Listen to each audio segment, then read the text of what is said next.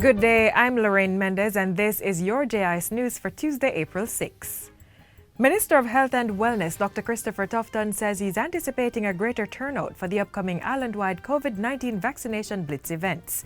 He says this will be achieved as additional stakeholders come on board to help encourage more persons to get inoculated as well as to reduce the vaccine hesitancy in the country. What we really want to get out of this is a unified message to the country, to the people of Jamaica, that this is a risk that affects all of us, and so it requires a solution from all of us. And in this instance, the idea that has to be championed here is the safety and wellness of the entire population for the benefit of all of us. Minister Tufton was speaking at the second vaccination blitz held on Saturday at the National Arena.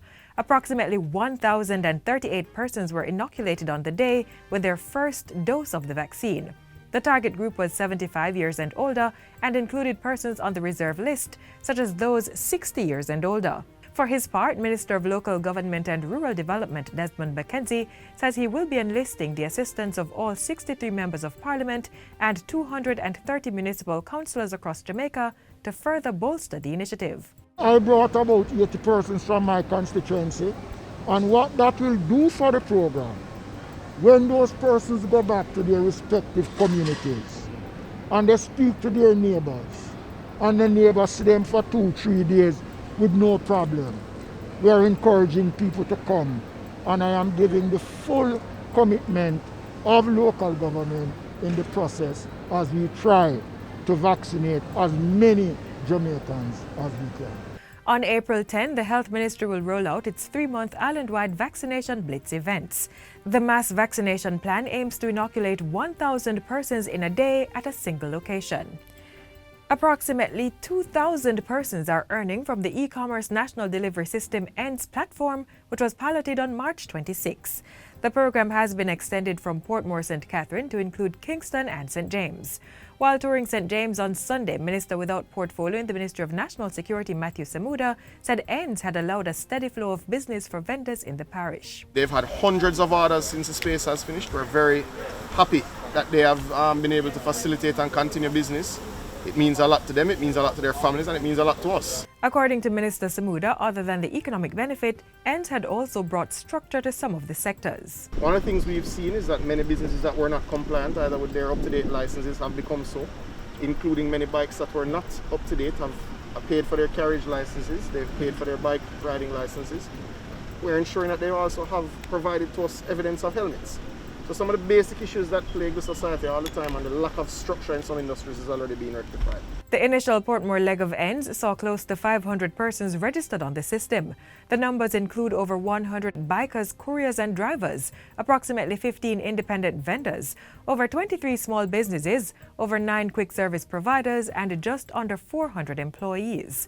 The update came from Christopher Record, chairman of the Private Sector Organization of Jamaica, PSOJ's Innovation and Digital Transformation Committee. If you add up the impact that all of those folks who would have been sitting at home doing nothing versus them out there now earning a living and also providing some sort of a service and support for somebody else, the domino effect, I think, is very, very positive. The initiative is a partnership between the government and the PSOJ. ENDS enables registered quick service industry and delivery stakeholders to operate until midnight during the hours of the curfew that has been imposed to restrict the spread of COVID-19 infections. Meanwhile, entrepreneurs who participated in the pilot phase of the ENDS program say they are grateful for the rollout of this initiative. A number of entrepreneurs have told JIS News that ENDS is helping them to recover from losses they have incurred since the curfew measures were implemented last year. It's the way to go because COVID is going to be with us for a little while. So let us use ENDS to fight COVID in terms of getting persons to have their needs met as best as we can.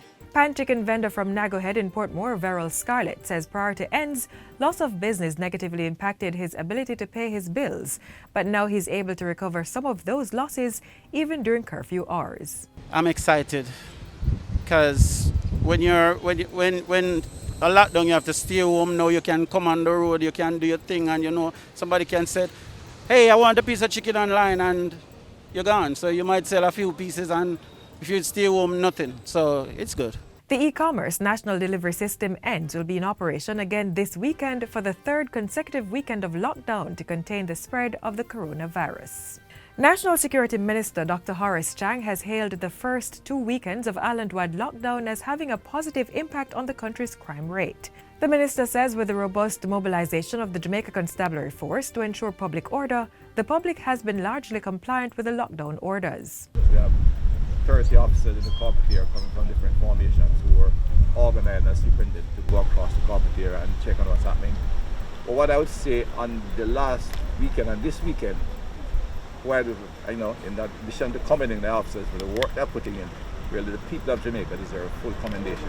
Minister Chang was speaking to the media during a tour of the operation of the e-commerce national delivery system ENDS program in Montego Bay on Sunday. He said a number of police officers were redeployed and pulled from special units and put on patrol during the weekend lockdown hours. The security minister said government was working on continuing the ENDS program beyond an emergency response to the COVID-19 pandemic. And that's it for JIS News today. I'm Lorraine Mendez. Thanks for watching.